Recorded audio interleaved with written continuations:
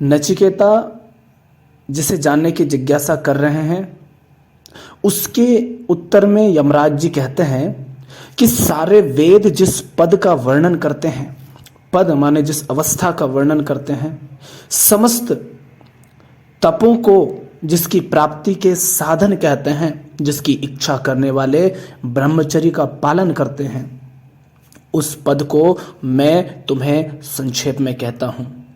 ओंकार, ओम, ऐसा यह तत्व है। तो ओम क्या है, इसका अर्थ क्या है, इसका लाभ क्या है, उस सब को हम समझने का प्रयास करेंगे।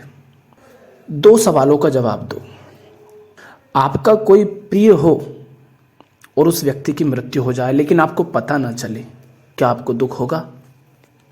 किसी व्यक्ति की मृत्यु हो जाए, आपको पता चल जाए, किंतु आप उसके कुछ लगते नहीं हो, माने आप कुछ नहीं हो, ना आप उसके भाई हो, ना पिता, ना पुत्र, ना बहन, ना माता, कुछ नहीं हो आप, क्या तब आपको दुख होगा?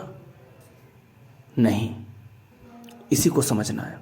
हम कुछ होकर के बैठे हैं, पहली समस्या हमारी यह है, पहला बंधन हमारा यह है, और बहुत कुछ है जो हमारी इस खोपड़ी में घूमता रहता है। माने बहुत कुछ हम जानते हैं, ज्ञान का, जानकारी का भंडार भर रखा है हमने। इन सबसे परे चले जाने का ही प्रतीक ओम है। ओम अपने आप में कुछ नहीं है, ओम का कोई अर्थ नहीं, शब्दों का अपना कोई अर्थ नहीं होता है, हम उन शब्दों में अर्थ डालते हैं। प्रेम शब्द का अपने आप में कोई अर्थ नहीं, कोई मूल्य नहीं। हाँ, प्रेम शब्द में जो अर्थ हमने डाला उसका मूल्य होता है। तो ओम को दोहराने से कुछ नहीं होगा। ओम जिसका प्रतीक है, उसे जानने, उसे समझने से लाभ होता है। तो ओम किसका प्रतीक है? ओम चेतना का प्रतीक है, चेतना की 3 अवस्थाओं का प्रतीक है। और ओम का उच्चारण करने का जो उद्देश्य होता है वो ये होता है कि आप ओम का उच्चारण करें ताकि आप बाकी सारे शब्दों से, अक्षरों से, विचारों से, भावों से, अपनी पहचानों से, अपने आप से माने अहम से मुक्त हो जाए और आप मौन में उतर जाएं। तो ओम प्रतीक है।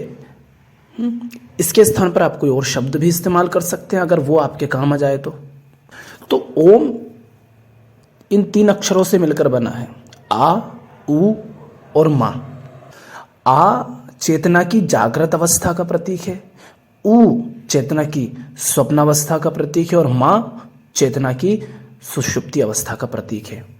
अब ये क्रम कैसे बढ़ रहा है? जागृत से स्वप्न, स्वप्न से सुषुप्ति। अब अपने जीवन में इस बात को देखो कि जब आप जागृत में होते हो, आपके जीवन के दुख, दर्द, पीड़ा, समस्याएं सारी की सारी तभी होती है ना।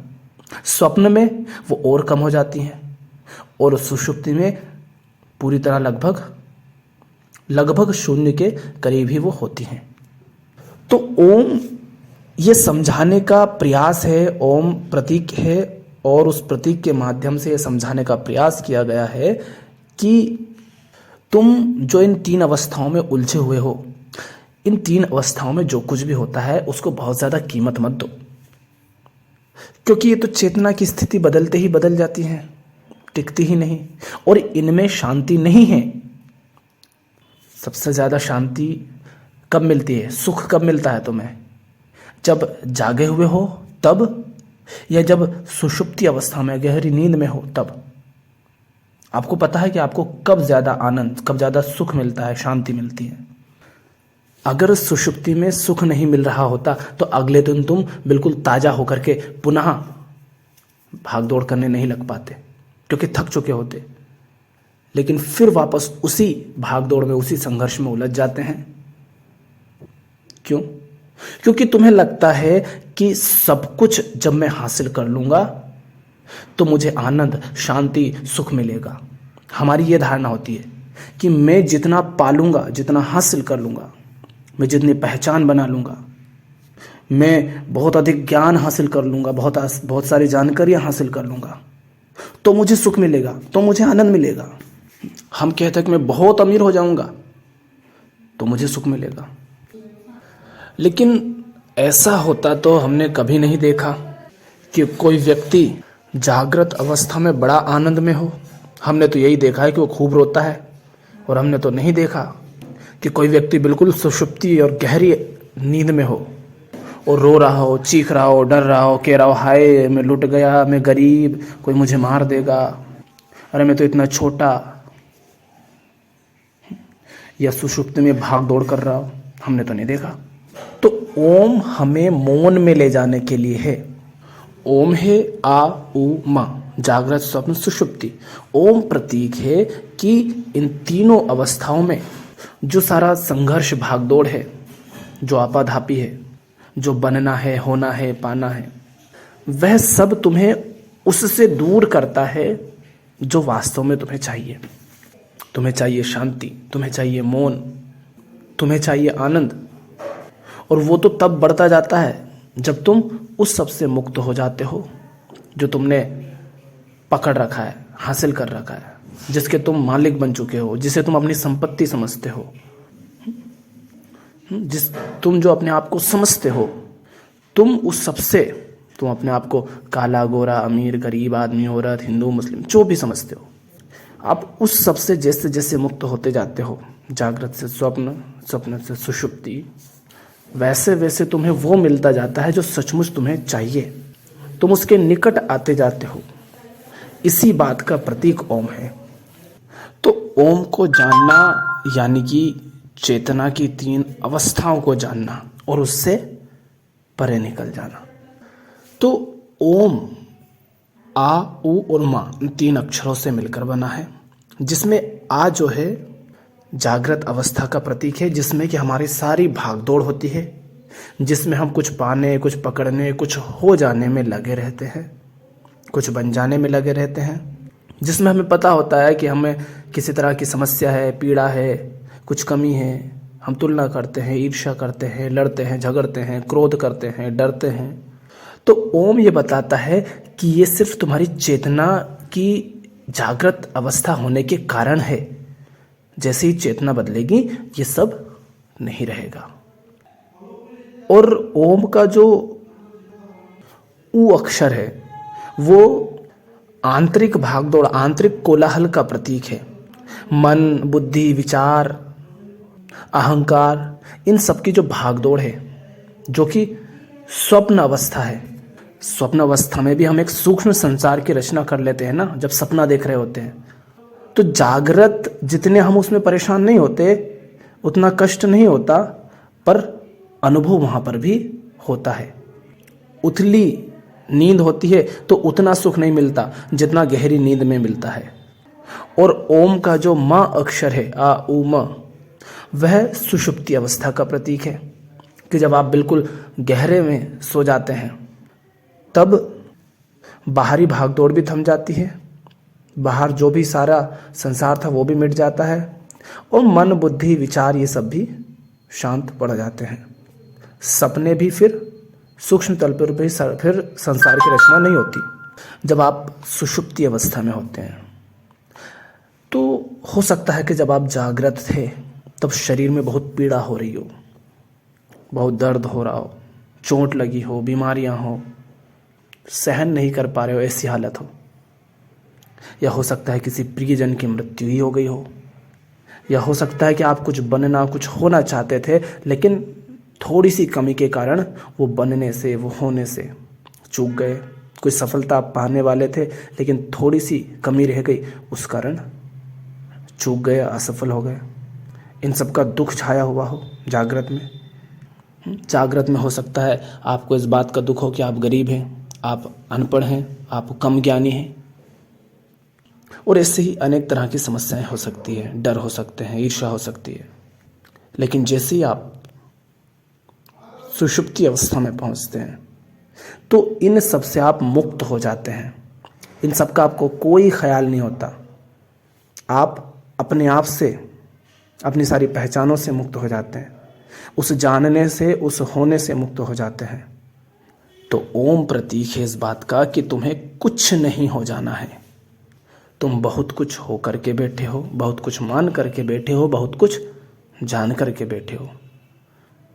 ओम ये याद दिलाने के लिए है कि तुम्हें इस बहुत कुछ से कुछ नहीं हो जाना है। जब तक कुछ हो तभी तक समस्याएं हैं। जब तक कुछ होते हो, कुछ जानते हो, तभी तक सारी समस्या है। हमने शुरू में कहा था कि एक व्यक्ति यदि मर जाए, तुम्हारा कोई प्रियजन, लेकिन तुम्हें उसकी खबर ही ना हो कि वो मर चुका है, तुम्हें उसके मृत्यु के 5-7 घंटे बाद पता चले, लेकिन जब तक पता नहीं था तो उसके मर जाने के बावजूद भी क्या आपको दुख हो रहा था? नहीं हो रहा था। क्यों नहीं हो रहा था? इसीलिए नहीं हो रहा था क्योंकि आपके पास जानकारी नहीं थी, आपको उसका ज्ञान नहीं था। अब अपने जीवन में देखिए, आपकी जो भी समस्याएं, आप कभी डरते भी हैं किसी बात से, तो तभी डरते हैं ना जब आपको उस बात का ख्याल आता है जिससे हम डरते हैं, जिससे ईर्ष्या करते हैं। तो उन सब के कारण तनाव, समस्याएं, बेचैनी, चिंता, ये सब कब पैदा होती हैं? जब हमें उन सब का ख्याल आता है, हम विचार करते हैं उस बारे में। माने जब हम कुछ जानते हैं तभी तो सारी समस्याएं होती हैं। और कोई व्यक्ति मर गया हो और तुम्हें 10 घंटे बाद भी पता चले, और तुम्हें पता चले कि उससे तुम्हारा कोई संबंध नहीं, तो तब भी तुम्हें दुख नहीं होता है, क्योंकि तुम उसके कुछ नहीं हो। कुछ होकर तुम कुछ हो, पर उसके साथ तुम कुछ नहीं हो, उससे तुम्हारा कोई संबंध नहीं, तो तुम्हें वो दुख नहीं होता है। तो हम अमीर बने बैठे हैं तो गरीब हो जाने पर दुखी हो जाते हैं, हम विजेता रहे हैं तो हारने पर दुखी हो जाते हैं। तो हम कुछ होकर के बैठे हैं। ओम हमें बार बार ये याद दिलाता है कि ये सारे खेल चेतना की इन अवस्थाओं के हैं, और जितना तुम इन सब में लिप्त हो, जितना तुम इन सब में उलझे रहोगे, उतने परेशान रहोगे। तुम्हें वो नहीं मिलेगा जो तुम्हें चाहिए, बल्कि इन सब में जितना उलझोगे उतना तुम उससे दूर होते जाओगे। सुषुप्ति में आप कौन है, आपका रंग रूप, आपका लिंग, आपका धर्म, जाति, अमीर गरीब, काले गोरे, सब भूल जाते हैं। इसीलिए उसमें सुख होता है, उसमें शांति होती है। तो जब ओम की चैंटिंग की जाती है, ओम का उच्चारण किया जाता है, तब क्या होता है? तब उस एक शब्द को दोहराने के कारण, उस एक शब्द का उच्चारण करने के कारण आप बाकी सारे शब्दों से, बाकी सारे विचारों से कुछ देर के लिए मुक्त हो जाते हैं। तो कुछ देर के लिए आप अपनी पहचानों से, अपनी समस्याओं से भी मुक्त हो जाते हैं जब आप उसका उच्चारण करते हैं। तो अब आपको उस समय सजग रहना है। अब सजग रहना क्या, आप इसको इसी तरह से जान सकते हैं कि हाँ ऐसा होता है। तो इसका अर्थ क्या हुआ कि मुझे अपने जीवन की उन सारी समस्याओं से मुक्त होना है जो मुझे अशांत करनी है। उन सबको पकड़ के नहीं रखना है, उन सबको ज़रा हल्के में लेना है। ये जो जागृत, स्वप्न, सुषुप्ति में ये जो कुछ भी चल रहा है, उसे ज़रा हल्के में लेना है, उसे सिर पर मत चढ़ाओ। कबीर साहब कहते हैं ना, जो मन से ना उतरे माया कहिए सोए। कुछ भी हो उसे मन पर मत चढ़ाओ, हल्के में लो उसे। कितनी ही समस्या हो, कितना ही दुख हो, कितनी ही पीड़ा हो, तुम जाकर सो जाओ और गहरी नींद आ जाएगी। तो पता रहेगा क्या कुछ नहीं चल रहा है बाहर, युद्ध संग्राम, लेकिन जो गहरी नींद में उसे क्या। तो ये सारा खेल चेतना का है। तो यमराज क्या कह रहा है? सारे वेद जिस पद का वर्णन करते हैं, समस्त तपों को जिसकी प्राप्ति के साधन कहते हैं, और जिसकी इच्छा करने वाले ब्रह्मचर्य का पालन करते हैं, उस पद को मैं तुम्हें संक्षेप में बताता हूँ। वह ऐसा तत्व ओंकार है। माने वेद, उपनिषद जो कुछ भी बताते हैं वो तुम्हें सत्य के बारे में कुछ नहीं बताते हैं, वो तुम्हें उस सब के बारे में बताते हैं जिसमें तुम उलझे हुए हो। सारे तप, सारी साधनाएं, सारा ब्रह्मचर्य, सब कुछ किसके लिए है? उसको पाने के लिए। किसे? तीनों अवस्थाओं से परे जो है। तो ये सब कुछ किया जाता है ताकि इन चेतना की इन तीनों अवस्थाओं से परे जाया जा सके, इनसे मुक्त हुआ जा सके। इसीलिए तुमने देखा होगा जो साधु संत होते हैं, सन्यासी होते हैं, वो शादी, बच्चे पैदा करना, विवाह करना, घर बनाना, इन सारी समस्याओं में उलझते ही नहीं। कहते छोड़ो,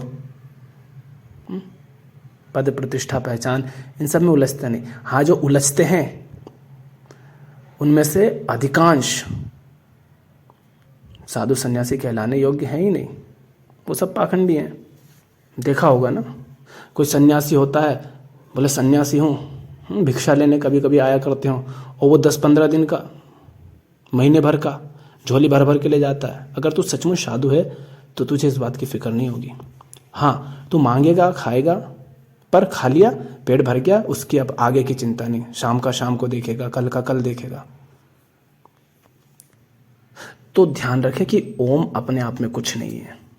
अगर आप नहीं समझते कि वो ओम किसका प्रतीक है, क्या ध्यान रखने के लिए उस अक्षर का उच्चारण किया जाता है।